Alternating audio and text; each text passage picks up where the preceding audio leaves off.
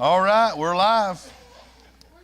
We are thankful to be here. We're thankful that you're here. We're thankful for those who have joined us by way of YouTube. And we are in Hebrews chapter 11.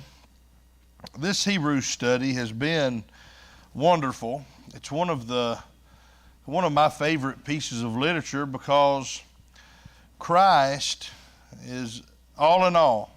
It's everything. We sing that song, Jesus is all the world to me. And Hebrews presents him as the superior, the supreme, the superlative Christ. And the supremacy of Christ should build our faith. Hebrews chapter 11, we've talked about faith being defined. We've seen the faith of Abel, the faith of Enoch, and we've noticed that without faith, it is what? Impossible to please God. You cannot be pleasing to God separate and apart of a life of faith. And what have we basically defined faith as?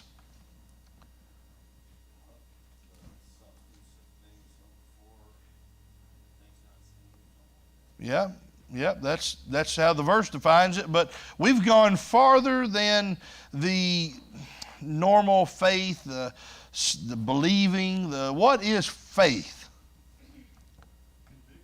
Conviction and action. Conviction that God is who He is, that God is the one that's made the promise, and He's true, He cannot lie. But also that faith is coupled with action. We've noticed that Abel offered, that Enoch was translated. Why? Because he pleased God. He walked with God. We noticed that Noah, being warned of God, did what? Moved with godly fear. Abraham obeyed. He sojourned. He dwelt. He looked. Verse 11, faith, through faith, Sarah received strength to conceive seed. We talked about that last week. And was delivered of a child. And then we get to verse 13 that says, these all died in faith, not having received the promises, but having seen them afar off, and were persuaded of them, and embraced them, and confessed that they were strangers and pilgrims on the earth. What does it mean that these all died in faith? Right? They were faithful to the end. These all died in faith. They weren't seeking faith on their deathbed. That's not what this. It wasn't deathbed faith. These people died in faith, in full assurance, having been in covenant with God. Now I've seen people obey the gospel on their deathbed.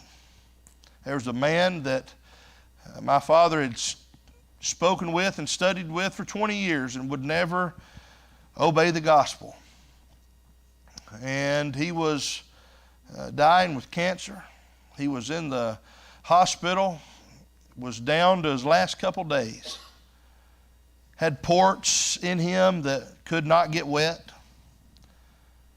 And my dad went and talked to him one last time, and my dad told him, if you don't obey the gospel, you're not going to like what you see when you open your eyes in eternity.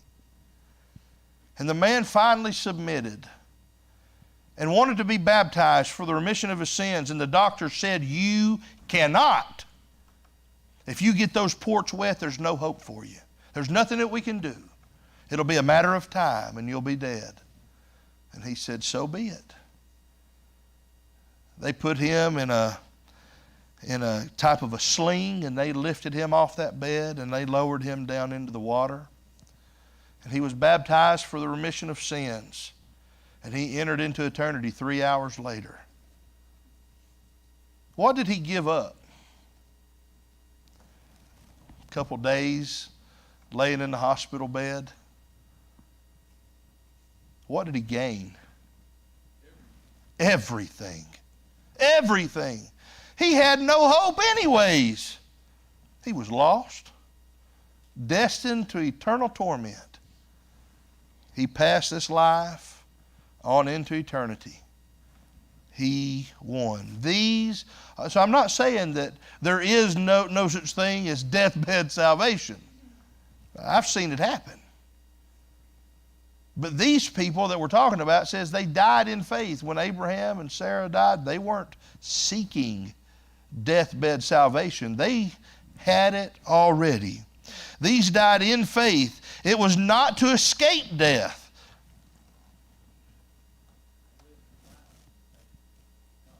They lived their lives in faith to God. Did they know that they were going to die physically? Solomon said, the living know that they shall die. We know, it's just born within us, that we know that we're not going to be here forever. And so they didn't seek it on their deathbed. They died in faith. They weren't in faith to escape death. They knew that they were going to die. And we noticed that they never grew beyond faith. These people never, did Abraham and Sarah grow beyond faith? No. Did they ever make mistakes? Why, sure. Sarah said, here, take Hagar and let's go ahead and help God out with this promised child. And they have Ishmael. God doesn't expect us to live perfect, sinless lives. He expects us to live faithful lives, right? And that's how they died in faith. It was by being faithful. They never lost faith.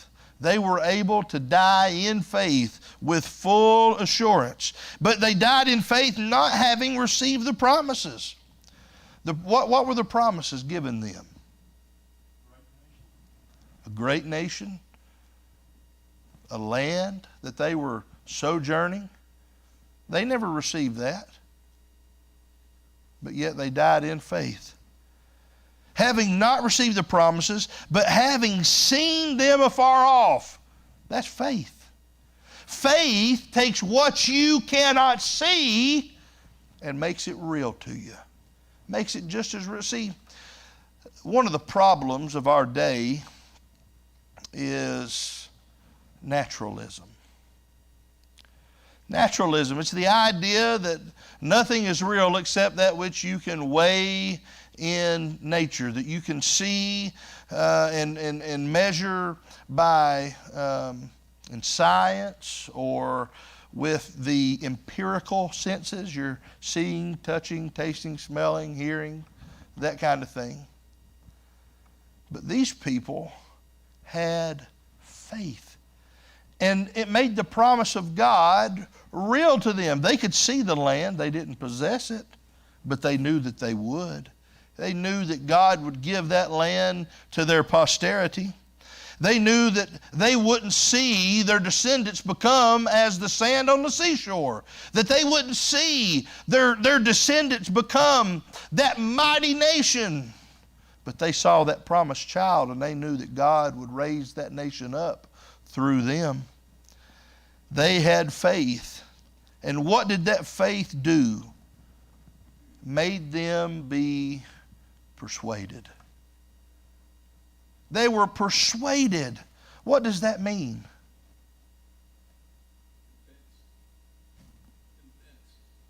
Convinced. Assured. They were assured that what they believed by faith was going to come to pass. We sing that song, Blessed Assurance, Jesus is mine. Oh, what a foretaste of glory divine. Heir of salvation, purchased of God, born of His Spirit, washed in His blood. Do we have that assurance? Paul said that he was assured. He was convinced, being persuaded. That's something that we need to be. Persuaded. That was a characteristic of Abraham and Sarah. They were persuaded of them and embraced them and confessed that they were strangers and pilgrims on the earth. If they endured the difficulty that they did and the discouragements that they did relative to the receiving of the promise of that which they had not seen, what about you and I? Should we endure relative to our promises? Abraham and Sarah, they didn't have this. They didn't have this. What a blessing we have. We've got the entire story. We've seen. We know that Jesus came into this world. Now, he is the promised seed. Paul said in Galatians that not as into seeds as of many, but unto thy seed, which is Christ. He was talking about the blessing of all the world through Abraham. We've seen that. Now, have we seen Jesus in bodily form? No. But we know he's a fact. We know what he did's a fact. We see him in the Scripture, and we can trust that. We can be persuaded. We can embrace that. We can confess that. And then we also should be strangers and pilgrims on the earth, just like they. In the fact that we're not tied down and fixated on the things of this world. That's what Paul was saying to the brethren in Colossae. If ye then been risen with Christ, that word if, it could be translated properly, since you have been risen with Christ, seek those things which are above. Well, that sounds to me like what Abraham was doing. He was looking for a country whose builder and ruler was God. He was looking for a heavenly place. If you then been risen with Christ, seek those things which are above, where Christ is seated at the right hand of God. Set your affections on things above and not on things on the earth, for you are dead and your life is hid with Christ in God. And when Christ, who is our life, shall appear, you shall also appear with him in glory. That's exactly what Abraham was looking for, and that's what you and I are looking for. We can be fully persuaded of those things. Verse 14, for they that say such things declare plainly that they seek a country. Their actions, the way that they live their life, the things that they involve themselves in, declare plainly that they anticipated a better country. What about you and I? And truly, verse 15, if they had been mindful of that country from which they came out, they might have had opportunity to have returned. What doctrine or theological position, maybe a way to describe it, would that verse stand against? If they had been mindful of that country from which they came out, they might have had opportunity to have returned. What denominational doctrine? Calvinism. The idea that God would force a person to do something against their will. You know what this tells me that Abraham and Sarah did? They volunteered. They volunteered. God gave the command, Abraham, get thee up, get thee away from thy country and from thy kindred, and go to a land that I will show thee. But God didn't grab him by the arm and twist it behind his back and make him do it. We see there was a problem with a king, and his name was Ahasuerus, and there was a man named Haman who hated a man named Mordecai. And who's the lady in this story that we're talking about? Esther. Well, Esther is told by Mordecai, which was her uncle, to go before the king and to beseech the king and to save the children of Israel. And I find it interesting that Mordecai says that maybe for such a time as this has God put you in this place and raised you up to deliver Israel. But if you do not, God will raise up a deliverer from Israel from somewhere else. And we're supposed to believe in the doctrine of Calvinism, that God would make someone do something against their will, that God would predetermine someone to do something that they do not want to do, and even go as far as to tell us that those that hate God, those that are unfaithful to God, that may be elect, could go to heaven kicking and screaming. God is seeking for volunteers, and He's not going to make us do anything that we do not want to do. If they had wanted to go back to Ur of the Chaldees, could they have gone back to Ur of the Chaldees? Absolutely. God was not forcing them to be faithful. God did not force Abraham to involve himself in all these things, and this would have been a hard life to live. They left in urban Ur was a pretty advanced civilization. Even all the way back to here, they had a system of mathematics and language, and it was as civilized as a place could be. And they go wandering in a wilderness for 62 years living in a tent. Any of y'all like camping?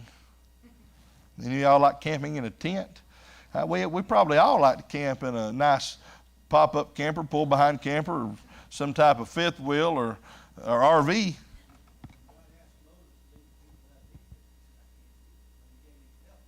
Yeah. But He didn't force him. He didn't put a gun to his head and say, follow me or else. But yeah, we all like to maybe go see a pretty place and camp, but would we want to live in a tent for 62 years? I know I wouldn't. I'm kind of accustomed to the luxuries of our day, and I like them. And so it would be a difficult thing indeed. But they could have gone back if they had been mindful, but they weren't. They were mindful on the things of God. They had set in their heart to do the will of God. In verse 16, but now they desire a better country, that is, an heavenly country. Wherefore God is not ashamed to be their God, for He hath prepared for them a city. You see, there's another problem that we see in our world today that would make it extremely hard to live with the faith of Abraham and Sarah and Isaac and Jacob and all these guys, and that is practical atheism. Does anybody have a clue what practical atheism is? That's where we confess that Jesus Christ is the Son of God, and we know that God created this world, and we know that He built His church, and Jesus died and purchased it, but we live like it doesn't matter. That's practical atheism. I recognize mentally all the truth that is found right here is legitimate, and it is sound, and it's 100% viable, but I live like it doesn't matter. That means I am a practical atheist. Practical atheism and naturalism are so damaging, and it makes it impossible for someone to live by faith. By faith, Abraham, verse 17, when he was tried. Boy, I tell you, there's a lot of people out here in this religious world that do not like any type. They preach a gospel of health and wealth. Oh, you send God your money and use my address, and you, even if it's your last penny, and I mean, you just won't even imagine the blessings that you're going to have a bank account explode on you like you ain't never seen. Is that true? No. And it's done a lot of damage to people and in their faith. But faith is often tried. Jesus said so much. Jesus said, if you live godly, you will suffer persecution. We will be tried. We sing that song, tempted and tried. We're oft made to wonder why it should be thus all the day long, while there are others living about us, never molested, though in the wrong. What's our position, though? Farther along, we'll know all about it. Farther along, we'll understand why. Cheer up, my brother. Live in the sunshine. We'll understand it all by and by. There's coming a day, there's a city that we're going to where God's going to wipe away the tears, and there's going to be no pain, no sorrow, no death, nothing to ever hurt me, separate me from my loved ones or from my God again. And that's the city that we have our hope in. That's the place that we want to abide. That is what Abraham was looking for. But by faith, when he was tried, what did faith do? What's your next word? In verse number 17, by faith when he was tried, offered. Faith does more than just mentally recognize something. By faith when he was tried, he offered up Isaac. What a test. This was the promised son. This is called his only son. Now when we were in Genesis, we recognized that he had another son, Ishmael. What did Abraham do with Ishmael? He sent him away. Sent him away and Hagar away. And then at that point, God recognized Abraham as having one son.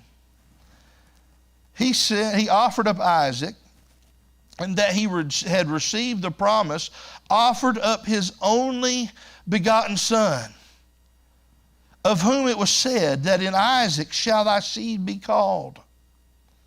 And accounting that God was able to raise him up even from the dead, from whence also he received him in a figure. Now we see that by faith Abraham offered up Isaac. Now what did all this entail? What did he have to do? What made this so difficult? What made this one of the most amazing acts of faith we have ever witnessed in the text?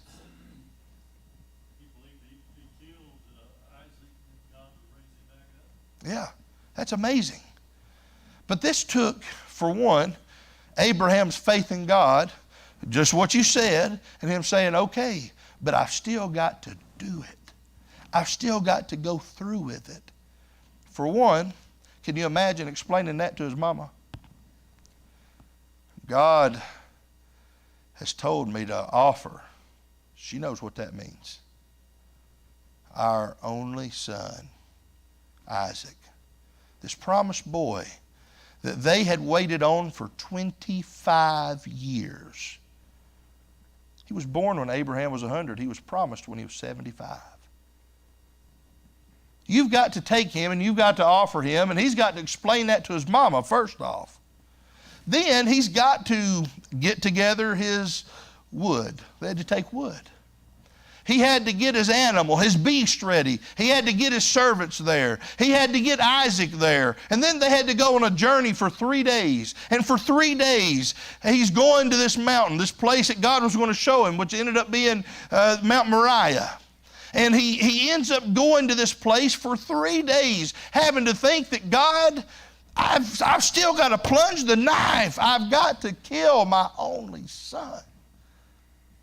That's a test. That's difficult. He told his servants that both of them would be back. So he believed what had happened. He did. But he still had to do it. And that I can't imagine the weight.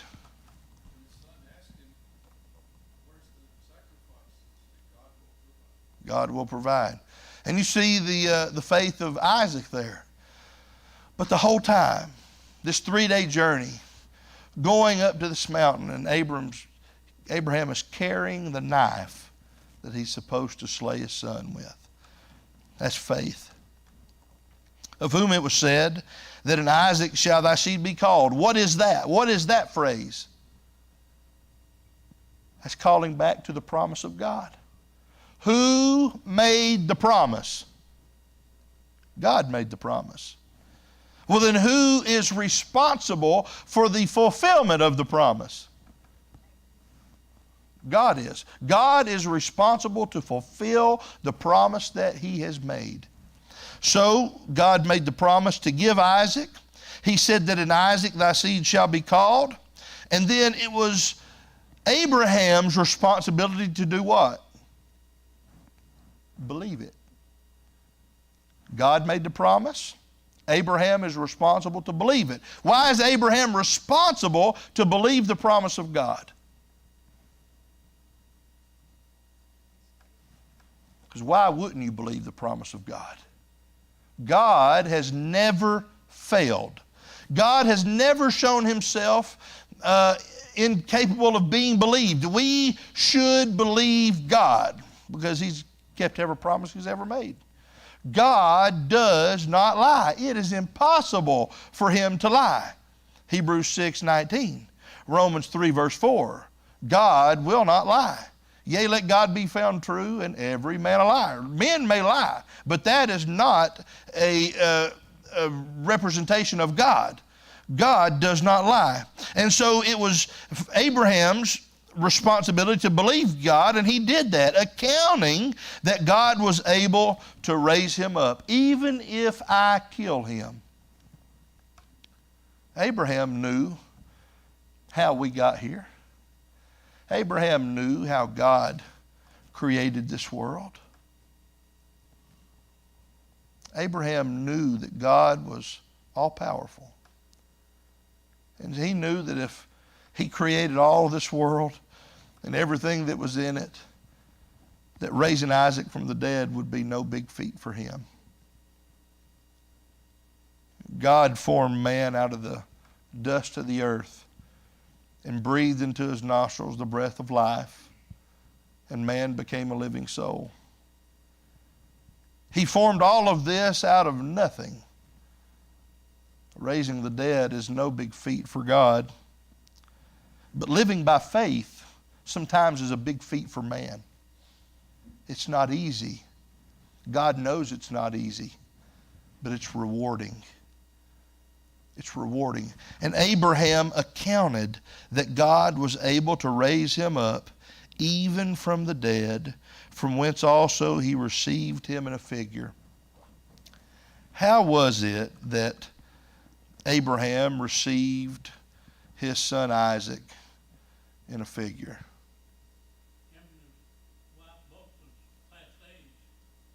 They were past age. When Abraham took Isaac up there to slay him, in Abraham's mind, he was already dead. Isaac was as good as dead. And as he held that knife up to plunge it into the chest of his son, he was as good as dead laying there.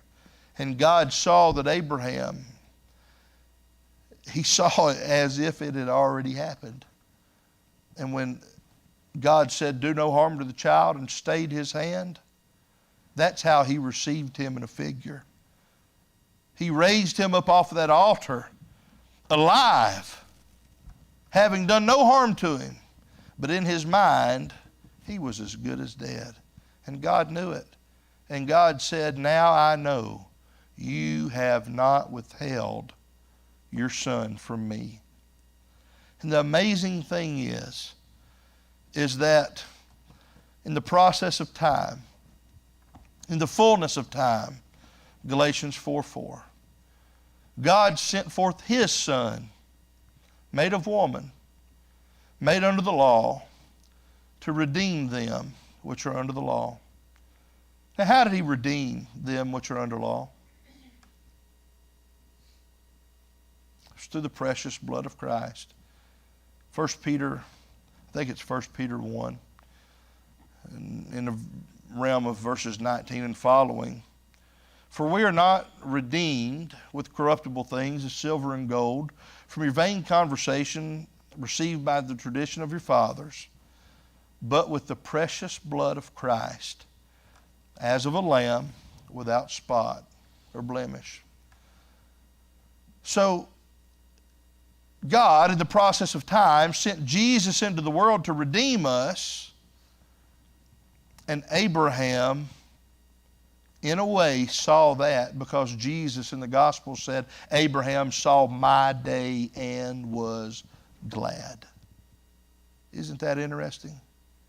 And to think that Golgotha, the place of the skull, is in the same mountain range, Moriah, that Abraham offered up Isaac.